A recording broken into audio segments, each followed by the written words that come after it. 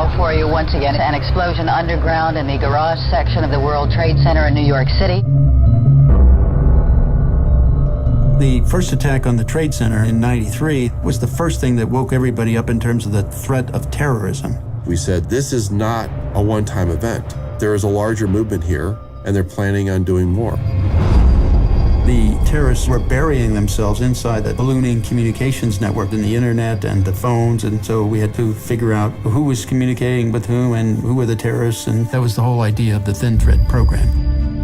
Of all the analysts, Bill was by far the most astute. He was the person in the agency who knew the most about metadata. It was pretty clear that we were building the most powerful analysis tool that had been developed in history to monitor basically the entire world. This little research organization had the keys to NSA's future. We let it run 24 to 36 hours. We discovered critical intelligence that had never been discovered by NSA. NSA's response completely shut the program down. Does anybody even recognize what they have? Oh my God, the whole tower collapsed. It is gone. We would have caught the people. 9/11 would have been avoided. They're taking data on every U.S. citizen in the country. That's not compatible with a democracy. It's like the Stasi on super steroids. What's wrong with this picture?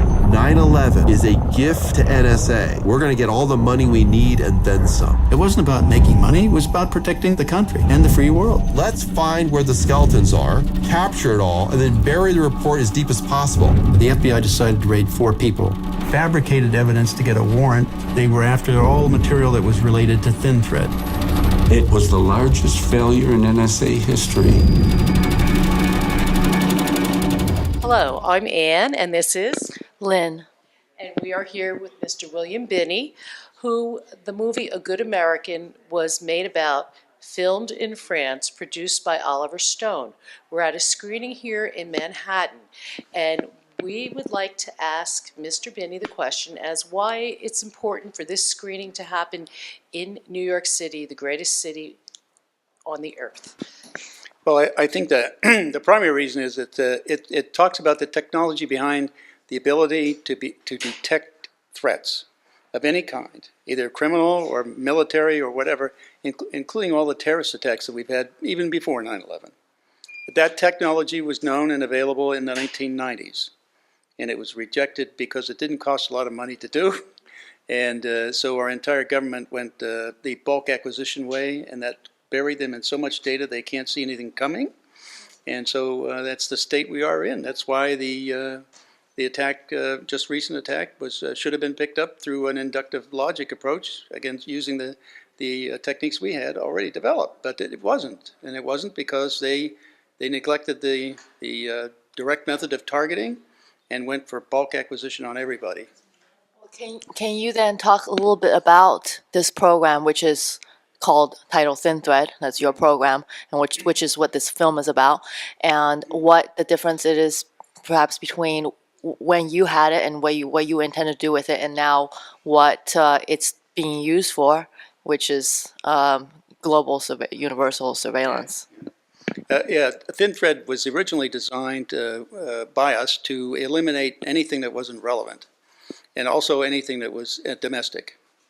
So unless you were in some way a known target and associated with it in a social network, this is the deductive approach, where you were connected directly or indirectly through at least one hop or 2 degrees of separation from a known bad guy. That limited the scope of what you were looking at. So it was highly relevant that highly potentially that you were involved in that activity, and so that meant you had to be looked at. So, and if you weren't known to be a part of it, and all of your data was encrypted so that you couldn't tell who you were, even in NSA they wouldn't be able to tell. So that, but they could still watch what you're doing and see what you were involved in to build probable cause, and then target you and say, here is the probable cause for this person to be included in this terrorist activity or whatever. And so that would then raise our interest in you as a target, and then we start targeting you with a warrant. And so that was the deductive approach. The inductive approach was one would have worked on the recent attack here, It would be somebody who was visiting a website that was advocating pedophilia or terrorism or bomb making or any kind of threat kind of activity. If you keep visiting those sites, then the potential of you being involved is also there, and that's called the inductive approach. Would have picked up that fellow last week or so. And then the abductive is a little more obscure, but it simply meant you could look at the relationships of a social network and just look at the geographic distributions, for example, and say, well, this looks like it's populating or connecting the areas where terrorism is predominant or where dope smuggling is occurring, and those kinds of distributions of networks would then would then raise that community to a point where you want to look at to make sure it's not a part of that activity. So that's the abductive approach. So far, the deductive and inductive approach would have gotten every terrorist that has ever committed a crime anywhere in the world, even before 9/11. So this is a film about which our lives now today revolves around, and it's. Can you just say something about why people should see it? Well, I think it needs to. If you see, the reason I made this film was pretty much writing something about it didn't quite. People can't quite understand things in writing or even in a radio show or a short TV show. You can't really see or understand what's behind all of this. But putting it in a movie makes it create visual displays so you can begin to visually understanding things. People of many backgrounds can visually understand things much more easily than if they read it or try to hear people talking about it. It's like the side of the building just blew out, Chet, on the other side, the side we can't see. Look at it. The NSA was actually playing catch up. They were so way behind the time. NSA management seriously considered, no kidding, as to whether or not they would actually give people email technology. And the reason is we don't know what they're going to send to each other. One of the main reasons we get into war is by mistakes by leadership because they're informed incorrectly or they're uninformed about events, totally. So the principle I thought that I was working under was to make sure that the information that I could arrive at through the work I did was informative to leadership so they didn't make mistakes. And now we welcome Mr. Ray McGovern. Hi. How are you, sir? Not bad. These two gentlemen have formed the Veterans Intelligence Professionals for Sanity. And would you like to add anything to what your friend Mr. Binney has just been saying as far as being in Manhattan and having this movie screening here today? In the present day, with what we're concerned with as far as the Russian hacking, supposed Russian hacking goes? Well, what I would say is that this is a very, very important subject. It's almost quintessentially important because it has to do with our privacy and our freedoms. And the film depicts in a very, very close way what can happen, what Edward Snowden called turnkey tyranny, when you have something on everyone and you can just turn that key and you can control everyone. So I think here in Midtown Manhattan is about the best place to do this, and the film, of course, is going to be very exciting. I've seen it several times. I heard Vice President Cheney's statement about we have to go to the dark side. I looked at it as a total destruction of our society, and we lost all moral standing in the world as a result of going to the dark side. Well, with regard to the hacking, I mean, I need to get into the hacking because that's a false narrative being pushed by a number of people, mostly the military intelligence complex, and also their contracting people, all of the shadow government and the shadow military industrial complex. That's all involved in this. There's a lot of money involved in this. And so they have a really high interest in creating a new Cold War because that will mean a couple more $1 trillion in their pockets. And they're trying to create some kind of narrative that would create that friction between the U.S. and Russia. And so that's why we VIPs felt it was very important to look at that, to try to find some evidence to see what was really right. And the only evidence we've found, and nobody else has ever produced any evidence, by the way, not NSA, not FBI, not CIA. Only we are the ones who have come out with anything publicly that is evidence of what happened. And that was on the 5th of July of 2016 with the first download there of about 16 gigabits of data in 87 seconds in 2 takes. And so from all of the material we had there was clearly something that couldn't go across the network anywhere. In fact, we tried to do that. We tried physically to actually transfer data from the US to Europe. The best we got there was from a data center to another data center in the UK, one in New Jersey to the UK. And that was like 1/4 the capacity necessary to get the data there. So then we tried it even further east, like in Amsterdam, and got less capability, something like 1/16 the capacity. And then we went over to Belgrade and Albania, and didn't even try because the capacity wasn't anywhere near. It was like dial-up, you know. You couldn't get anything out of it, so it wasn't even worth trying. We, through our trials, showed that we couldn't transfer that data with the rate at which it came down. And so what that meant very simply is that that transfer was local. It didn't go anywhere beyond the high-speed capacity of the lines of the DNC. So it was downloaded, in our view, onto some storage device, which is the rate the transfer was matches that storage thumb drive download. It's clearly something that happened local, and it didn't go anywhere because and also this is the curious part about it. If it did go across anywhere after it was downloaded locally, then NSA would have a record of it, and they've been seriously quiet about all this stuff. And again, I would emphasize that any kind of attack, now that the Vault 7 is out, and now that the NSA hacks are out, and by the shadow group or whatever it was, and so that means they're on the web. That means everybody has them. That means if any of those attacks are used, it doesn't mean that NSA or CIA did it, but now it means any hack in the world, you've got to follow the packets and trace the packets to where they went. That's the only way you're going to know who did it. And so far, NSA has said absolutely nothing about the packets going anywhere. That's because all the evidence we had said they didn't go anywhere. So I'd just like to bring up our history of the past and President Dwight D. Eisenhower, who said, beware the military intelligence complex. And your gentleman's history of your occupation and how we got to this point and what our presidents have done in recent history to either abet or avoid what we're going through right now. Well, actually, one of the interesting things is that President Eisenhower wanted to say military-industrial congressional complex, right? And his advisor said, "Oh, come on, military-industrial complex, that's bad enough. What do you want to get, you don't want to leave and just be safe?"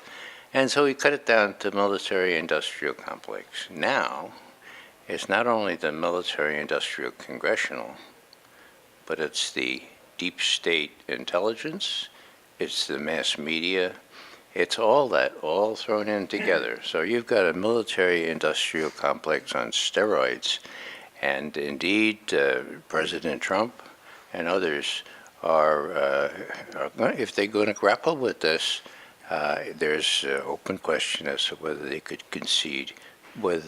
succeed in controlling it. Yeah, I'd like to add one other thing. Since as many members, or a number of members of Congress, our current Congress, have been saying that this Russian hacking is an act of war, I would remind everybody that during the Cuban Missile Crisis, President Kennedy released the U-2 photographs, classified U-2 photographs of the missiles in Cuba. So, I mean, that was a serious situation. And then in the early 80s, President Reagan, after the Russians shot down the Korean airline over Sakhalin Island, released the Japanese recordings of the air-to-ground control of the fighter aircraft, the Russian aircraft, where they told them to shoot it down. And that was also classified, SIGINT classification. So, but it was Japanese collection, and so it simply means if you're going to say this is an act of war, you better start producing the evidence, because we need to know for sure. Otherwise, we're going to be thrown into another Vietnam where it was a false justification, or another Iraq where the WMD's slam dunk from the intelligence community was absolutely false. So, you know, this is serious, okay? Produce the evidence. There was no hope whatsoever. Trapped on 94 floors all the way up. The walls just blew in, and everything went blank after that. Walls collapsed, furniture's down. It's a mess downstairs. In 2005, Trailblazer was declared an abject failure, having wasted billions of dollars. It was the largest failure in NSA history. People don't realize that. And yet, General Hayden, who presided over the largest failure in NSA history, was promoted to a higher position of authority, made Deputy Director of National Intelligence, and then promoted again and made Director of Central Intelligence. It is odd when mankind promotes failure. Something is wrong.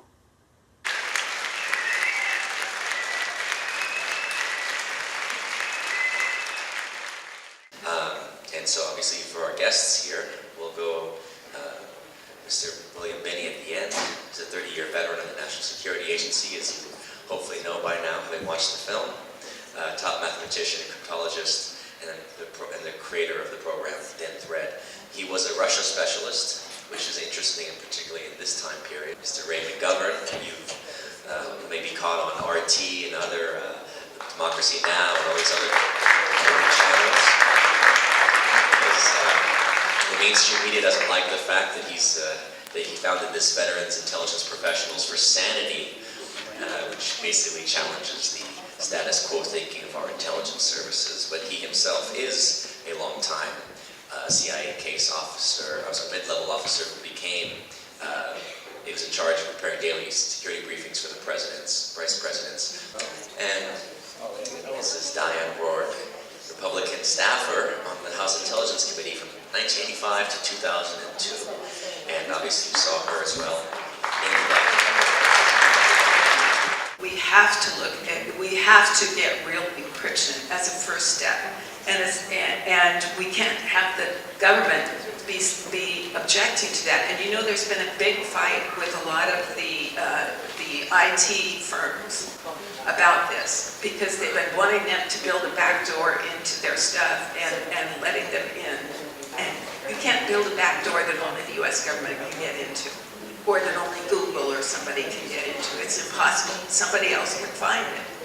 So, you know, this whole effort by the FBI and the Department of Justice in particular to put the kibosh on really effective encryption has to be confronted.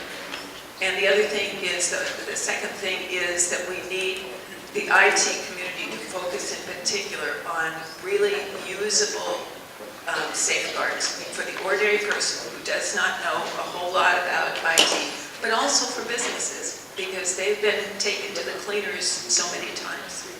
So the day after 9/11, I came in dressed like I was going to sweep the floor, so the guards let me in. Otherwise, they would have kept me out then, too, because that day that General Hayden had ordered everybody out of the building, too. So when I got in there, I went up to the SARC, and while I was in there trying to look at the material on my computer, my president of the contracting group that I had working on Thin Thread came over to me and said that he had just been in a contractor meeting with Sam Visner. And in that meeting, Sam Visner had told him that, he said to him, "Do not embarrass large companies. You do your part, you'll get your share. There's plenty for everybody." And he also said that Sam had said that we could milk this cow for 15 years. It was just sad. Still is.